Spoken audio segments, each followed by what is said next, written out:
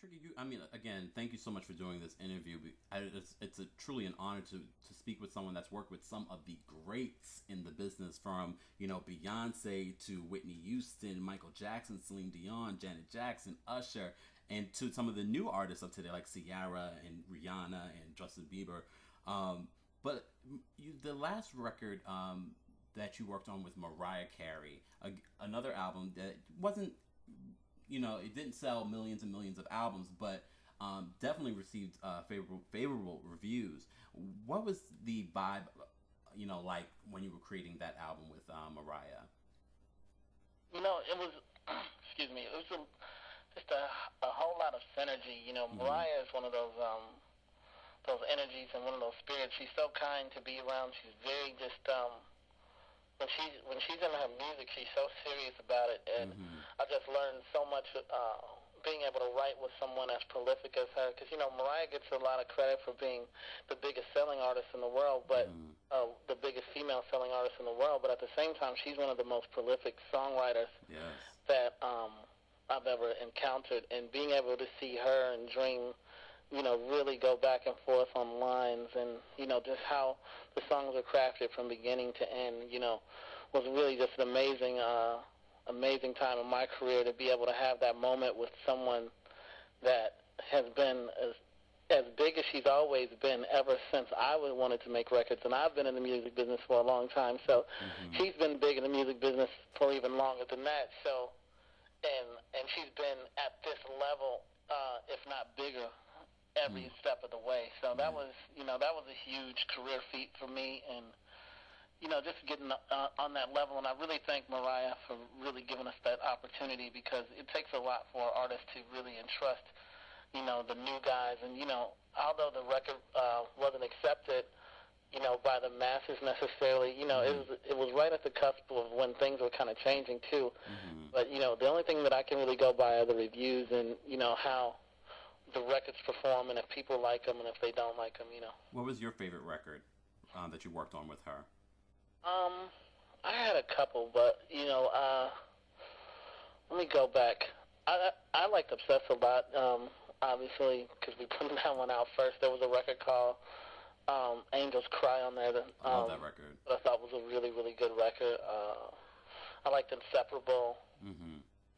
I liked a lot of the records that were on there. I thought, I definitely thought we were going to, get a bigger score than what we did. But, sometimes just things don't work out the way you think they will. And like I said, you've worked with so many great, artists. And this upcoming new Michael Jackson album, there's a lot of controversy behind this album. People saying that it's not Michael. And you have two records on this new album, Michael, coming out, right? What do you say about the whole controversy about it not being Michael on some of these records? The only thing that I can say are the records that I worked on. I can only speak for those because those are the files that I actually pulled up. And those files were actually Michael Jackson's voice. And, I really don't know what to think of all the controversy or where that stuff is coming from, or if it's, you never know why these things get started. But the only thing I can do is just tell you that the records that I did were actually him singing. And the records you did with him were called Stay and Keep Your Head Up, right? Yeah, Stay and Keep Your Head Up. Were you actually with Michael when he recorded these songs? No, these are songs that were given to me by the record label of works that he was working on. And, I was more of an additional producer on the records. They weren't records that we actually created together. And when you went into the studio to add your touch on it, how did that feel? What was that, process like for you? Well, it was surreal because Michael is the absolute number one call and has been the number one call for anyone that does what I do for so long. And, getting a chance to work on his music and possibly be part of what it might be his last album ever made was just it's a tremendous, it's just tremendous to be able to have that type of opportunity, even if it's underneath these circumstances. But, I really just, I felt, led to want to be able to do it because I felt like that was the right thing to do.